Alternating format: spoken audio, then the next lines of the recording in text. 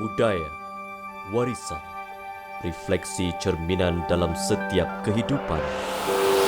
Pustaka Negeri Sarawak menyimpan pelbagai khazanah yang perlu kita teroka. Apakah cerita dan rahsia yang belum terungkai di sebalik khazanah yang berharga ini? Segalanya akan kita selami di dalam Khazanah Kenyalang. Dokumen ini mengandungi senarai peralatan yang digunakan untuk tujuan operasi, notis sewaan dan juga penggantian unit tentera British. Ini merupakan salah satu rekod yang dipindahkan oleh pejabat Presiden Sibu. Dalam dokumen ini, kita akan dapat melihat bagaimana operasi Gurkha telah dijalankan di bahagian ketiga di Sarawak. Yang kita nampak tak ramai. Jadi kadang-kadang kita nampak, kadang-kadang seorang Gurkha pun dah cukup, orang dah takut. Satu kumpulan tentera berani mati yang digeruni dan amat dipercayai British dalam mengekang kemarahan musuh. Semangat inilah yang menjadikan mereka sebagai tentera yang hebat dalam mengawal sempadan Sarawak. Tentera Gurkha terkenal sebagai tentera upahan pada satu ketika dahulu. Kehebatan tentera Gurkha ini terletak kepada semangat juang dan kerelaan mereka untuk berperang sehingga ketitisan darah terakhir. Mereka juga mempunyai bentuk fizikal yang menggerunkan sehinggakan British mengambil keputusan untuk mendapatkan khidmat mereka semasa menjaga Sarawak pada satu masa dahulu. Pihak British telah merubuhkan Brigade Gurkha bagi menempatkan beberapa puluh regimen dan unit Gurkha. Mereka telah disediakan dengan latihan fizikal dan mental yang sangat hebat. Ini kerana British amat memerlukan sekumpulan tentera yang lasak dalam mendepani musuh di tanah jajahan mereka. Mereka juga membuktikan kepada dunia bahawa mereka adalah sekumpulan tentera yang sangat hebat dengan segala keadaan dan mampu berperang di segala penjuru dunia. Mereka telah dibawa ke Sarawak oleh British untuk menangani darurat dan juga menangkis pengaruh PKM yang dikhawatiri akan menyusup masuk dalam masyarakat Sarawak. Salah satu peristiwa yang tidak akan dilupakan sebagai sejarah hitam di Sarawak ialah kejadian pertempuran di Belaga pada tahun 1963. Peristiwa ini menyaksikan kemarahan PKM seramai lebih kurang 100 orang ingin memberi ancaman kepada penduduk Long Jawe di Belaga itu. Satu detik getir yang menyaksikan pertumpahan darah. Gurkha datang ke Sarawak oleh kerana British. Ya, kerana British, dia orang bekerja dengan kerajaan British. Ya, jadi dia ada unit Gurkhanya. Ya, dia ada unit Gurkhanya. Kadang-kadang dia orang ni tak perlu ramai. 10 orang pun dah cukup. Ya, yang kita nampak tak ramai. Ya. Jadi kadang-kadang kita nampak, kadang-kadang seorang Gurkha pun dah cukup. Orang dah takut. Ya, dengan Gurkha dia orang dah takut. Jadi dia orang bekerja dengan British, sama juga dengan tentera-tentera British, dia orang masih lagi bekerja dengan kerajaan British. Ya, yang New Zealand memang dengan kerajaan New Zealand dan yang Australia dengan kerajaan Australia. Jadi inilah yang digelarkan Allied Forces. Ya, yang bersatu untuk berperang. Ya, sampai sekarang lagi Allied Forces masih ada lagi. Jadi kerap yang askar-askar yang lama-lama ni kan, dia orang akan datang tengok di mana dia orang pernah berhijrah, berperang dan berjasa di Sarawak. Ancaman daripada mereka di Belaga itu telah membuatkan askar Gurkha ini mula membuat tinjauan, dan apabila mereka pergi ke sana bersama Border Scout, mereka mendapati kumpulan tersebut sudah tiada lagi di situ. Kumpulan askar Gurkha ini membuat keputusan untuk pulang semula ke kem selepas itu. Namun, malang tidak berbau. Apabila mereka pulang ke lokasi, mereka telah diserang dengan satu serangan hendap dari pihak musuh yang sudah menunggu. Kejadian ini menyaksikan situasi berbalas tembakan telah berlaku, bermuntahan peluru. Pertarungan yang berlaku selama berjam-jam itu telah menjadi saksi kepada terkuburnya sebahagian prajurit tanah air. Penduduk tempatan kemudiannya memberi bantuan dalam menyampaikan maklumat dan keadaan ngeri di Long Jawi kepada pihak British. British merasa geram apabila mengetahui berita tersebut dan telah menggerakkan satu platun yang dibantu oleh negara Commonwealth yang lain. Kekuatan askar tambahan ini tiada tandingnya sehingga mereka berjaya menghapuskan pihak musuh yang sebelum ini bermaharaja lela di Long Jawi. Ada lokasi-lokasi yang mana kadang-kadang kita akan nampak kalau kita di kawasan Sarawak kita berjalan, kita akan nampak padang bilun. Padang bilun tu sebenarnya airstrip. Ya, airstrip untuk kapal-kapal army ini untuk terbang dan sebagainya. Dan di situ ramai juga tentera-tentera daripada Australia, New Zealand, ya, selain daripada yang British dan juga Gurkha, ya, dia datang, dia orang berperang. Tapi peperangan pada zaman tu lebih kepada sempadan-sempadan. Ramai yang terkorban. Kampung-kampung yang dekat dengan sempadan tu semuanya dikosongkan.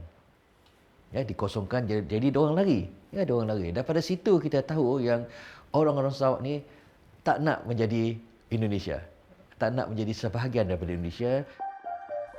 Biar putih tulang, jangan putih mata.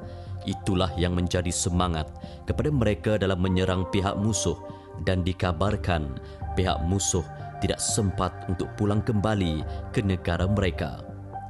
Mereka kesemuanya telah tewas di medan perang. Peperangan telah membawa kepada banyak kemusnahan, terutamanya harta benda dan nyawa. Di sinilah pentingnya satu sistem ketenteraan dan keselamatan yang baik dalam membendung musuh-musuh daripada luar. Dalam rekod yang kami terima, dia tidak menyatakan dengan detail tentang apa konfrontasi yang sedang berlaku, tetapi rekod ini lebih kepada keperluan dari tentera Gurkha itu sendiri, daripada pergerakan mereka daripada satu tempat ke satu tempat. Rekod-rekod sana yang ada dalam fail ni adalah merupakan yang berkenaan dengan permohonan kebanyakannya. Mereka ini sudah biasa hidup sukar. Sifat mereka yang enggan menyerah dan setia kepada pemerintahan British telah menyebabkan tentera Gurkha ini sebagai satu kumpulan yang digeruni musuh. Tanpa mereka, sudah pasti keadaan yang lebih buruk akan berlaku. Mereka umpama kubu kumpulan yang berani mati dalam mempertahankan kedaulatan Sarawak.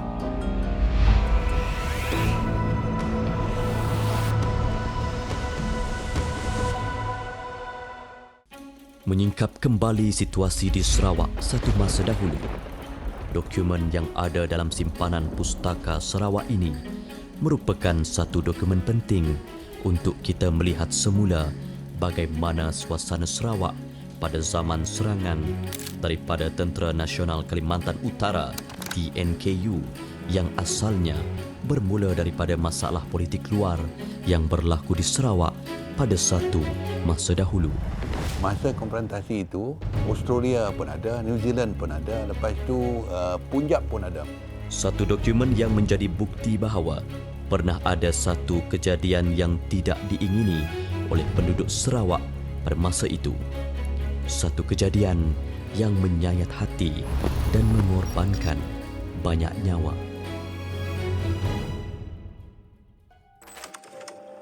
(1961) Borneo merupakan satu kepulauan besar yang mempunyai 4 negara di dalamnya. Kalimantan ialah satu pentadbiran yang dimiliki Indonesia, manakala Brunei, Sarawak dan Borneo Utara atau Sabah merupakan milik British. British yang bersetuju dengan dasar memerdekakan negara jajahannya telah bercadang untuk menggabungkan 3 wilayah di bawah pemerintahannya di Borneo dengan semenanjung Tanah Melayu. Ini menyebabkan Indonesia dan Filipina tidak bersetuju. Indonesia merasakan bahawa ini merupakan satu usaha British untuk mengukuhkan kuasanya di Nusantara, manakala Filipina pula menganggap bahawa Sabah merupakan sebahagian dari mereka atas dasar pernah berada di bawah kekuasaan Sultan Sulu. Presiden Soekarno telah melancarkan kempen Ganyang Malaysia pada awal 1963. Konfrontasi Soekarno telah berubah daripada sekadar perang kata-kata menjadi konfrontasi ketenteraan. Tindakan Tunku Abdul Rahman mengumumkan penubuhan Malaysia telah menyebabkan Soekarno marah dan seterusnya membawa kepada kempen Ganyang Malaysia.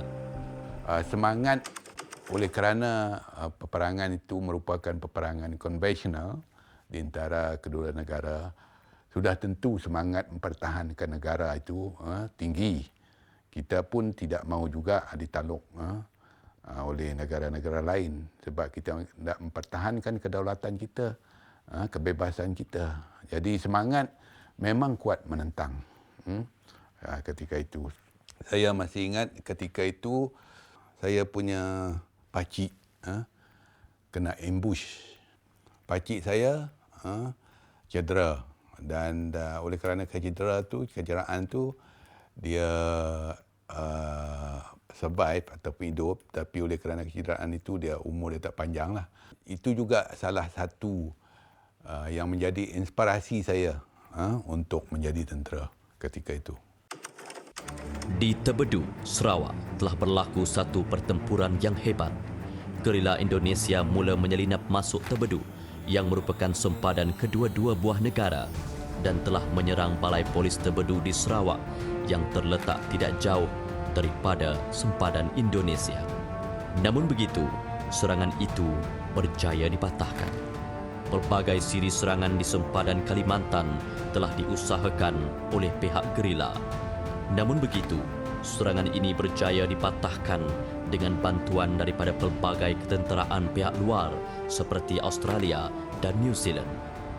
Ini termasuklah pasukan keselamatan yang dibawa dari Singapura dengan menggunakan kapal perang hebat yang bernama HMS Albion. Mereka inilah yang merupakan pasukan keselamatan yang amat ganas dan cekap, tentera Gurkha. Semasa itu memang kita ada perjanjian FPDA, Firepower Defence Organisation macam itulah. So sekiranya apa-apa berlaku dalam perjanjian itu, kita tertaluk untuk menghantar tentera dan membantu tentera itu daripada serangan-serangan luar lah. Itu pasal tadi tu pihak British masa konfrontasi itu Australia pun ada, New Zealand pun ada, lepas tu Punjab pun ada masa itu. So atas itulah dia orang menjalankan tanggungjawab tu atas perjanjian itu. Sekolah juga ditutup semasa kejadian hitam Ganyang Malaysia ini. Di Tebedu sahaja, 2 sekolah telah ditutup untuk mengelakkan lebih ramai pihak terkorban, terutama sekali anak-anak kecil yang dahagakan ilmu. Bukan sahaja di Tebedu, sekolah-sekolah di kawasan lain di sekitar Sarawak juga ditutup. Selain Tebedu, Limbang juga tidak terkecuali daripada serangan TNKU yang menyebabkan Pekan Limbang ditawan. Serangan ini juga menyebabkan beberapa senjata api telah dirampas oleh TNKU dan seterusnya menjadikannya lebih kuat. Dalam mengekang usaha TNKU, pihak British telah menghantar sekumpulan komando yang akhirnya berjaya mengusir TNKU dari Tanah Limbang. Ini adalah tentang ancaman luar dari Tentera Nasional Kalimantan Utara. Kemudian pasukan berkaitan juga dengan laporan pasukan kerahan dan susunan perintah kawalan. Kemudian kajian semula operasi kumpulan Brigade Infantry 99 yang untuk Gurkha di Brunei dan juga di Sarawak Timur. Demikianlah sekelumit sejarah hitam yang berlaku di Sarawak. Konfrontasi di Sarawak mula berkurangan dan reda apabila tampuk pemerintahan di Indonesia berubah. Suharto telah berjaya mendapatkan kuasa presiden daripada Soekarno dan ini telah menyebabkan polisi dalam kerajaan baru Indonesia berubah sedikit demi sedikit. Semua konfrontasi ini berakhir pada tahun 1967.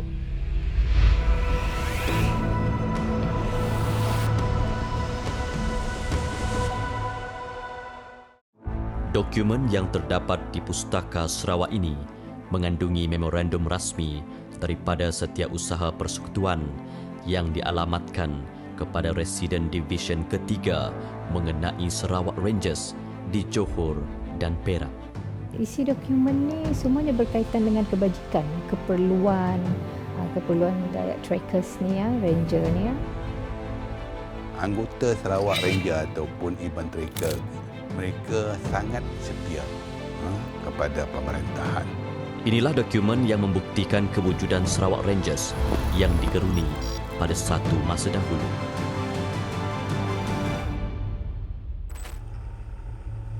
Sarawak Rangers ialah antara pasukan tentera yang amat digeruni satu ketika dahulu. Mereka bukan sekadar The Great Sarawak Headhunter, tetapi mereka jugalah yang merupakan pasukan barisan hadapan yang tidak pernah takut dalam mendepani musuh yang hadir di hadapan mereka. Mereka terlalu ganas sehinggakan ada yang pernah mengatakan mereka sanggup berbuat apa sahaja untuk mengalahkan pihak lawan yang berusaha dalam mendapatkan tanah Sarawak. Hutan ialah permainan mereka, jadi di sinilah mereka menjadi kuat di samping menghalang kemarahan pihak musuh dari luar Sarawak. Sarawak Rangers telah dibentuk oleh Raja Charles Brooke pada tahun 1862 bertujuan untuk mengukuhkan pertahanan Sarawak. Pasukan ini pada asalnya merupakan pasukan yang dianggotai oleh sejumlah 32 orang anak tempatan Sarawak. 32 orang pahlawan tempatan ini bukanlah orang biasa, tetapi pahlawan dan pejuang yang telah terbukti dan terpilih daripada penduduk setempat. Kehebatan dan ketangkasan mereka menjadi satu panduan utama dalam pemilihan ahli Sarawak Rangers. Isi dokumen ni semuanya berkaitan dengan kebajikan, keperluan Diet Trackers ni ya, Ranger ni ya. Apa yang dari segi kebajikan mereka, dari segi keperluan untuk mereka bergerak daripada satu tempat ke satu tempat, pergerakan kepada pusat pergerakan tentera dari Sibu ke Singapura melalui Kuching. Jadi dalam tu terteralah apa keperluan yang yang perlu ada untuk dibekalkan kepada tentera tersebutlah. Sarawak Rangers telah menjadi pasukan yang menjadi sandaran kepada Raja Charles Brooke dalam mendepani musuh di samping mengukuhkan kekuasaannya. Namun begitu, pasukan ini terpaksa dibubarkan pada tahun 1930-an apabila keadaan ekonomi di Sarawak tidak lagi seperti dulu. Ini rentetan daripada keadaan ekonomi dunia yang meruncing sekaligus memberi kesan kepada pentadbiran Brooke. Sarawak Ranger ni ataupun ketika itu Iban Tracker iaitu Awang Rawing telah berjaya dalam menyelamatkan tentera British pada ketika itu. Dan itulah kepakaran dia orang dan mereka sangat setia kepada pemerintahan. Dan selain daripada kesetiaan pada anggota Sarawak Ranger ni, semangat keberanian dia orang ni amat tinggi. Kalau mengikut dari dia punya sejarah, dulu dia orang memang belum ada pekerjaan petani, jadi dia orang akan cuba meminta askar untuk menentang pihak musuh. Yang kedua, dia boleh selidik semua silok-bilok dalam hutan. Kira macam spy lah. Sarawak Rangers kemudiannya terlibat dalam mempertahankan Miri dan Kuching ketika diceroboh Jepun pada sekitar tahun 1941. Kekuatan Jepun tiada tandingan. Sarawak Rangers yang baru saja ditubuhkan semula pada waktu itu kelihatan seperti tidak bersedia sepenuhnya apabila mereka mempunyai kekangan ahli dan senjata peperangan. Jepun yang sudah bersedia dari segala segi, termasuklah aspek pengintipan yang dilakukan bertahun lebih awal, ternyata lebih kuat. Ini menyebabkan kawasan-kawasan di Sarawak tumbang. Sudah tertulis dalam sejarah bahawa Hiroshima dan Nagasaki menjadi korban kepada Perang Dunia Kedua. Jepun akhirnya menyerah kalah rentetan daripada serangan ini. Kesan daripada peristiwa hitam ini, akhirnya Jepun berundur dari medan perang dan meninggalkan Sarawak. Keadaan di Sarawak mula sedikit aman selepas itu. Namun begitu, ancaman daripada luar tidak pernah terhenti. Iban Trackers telah ditubuhkan dalam menjadi satu pasukan hadapan dalam mempertahankan Sarawak. Ancaman komunis telah hadir di Sarawak dan di sinilah peranan Iban Trackers diperlukan. Kehebatan mereka sebagai penjejak ini juga diakui ramai sehingga mereka juga dipanggil untuk membantu pasukan keselamatan di Malaya pada zaman British. Kepakaran mereka dalam ilmu hutan dan menjadi penjejak telah menyebabkan mereka terpilih sebagai antara pasukan keselamatan utama yang ada di Malaya pada waktu itu. Mereka sangat mahir dalam serangan hendap, malah mereka juga sangat pantas dalam menyelesaikan masalah. Inilah yang menjadikan mereka diberikan penghormatan oleh British kerana keberanian mereka dalam membantu British pengekang pengaruh komunis di tanah jajahan mereka. Sarawak Rangers ini kemudiannya menjadi satu regimen yang meliputi pelbagai etnik yang digelar sebagai Regimen Ranger pada tahun 1971 yang kemudiannya diberi nama Regimen Ranger Diraja pada tahun 1992.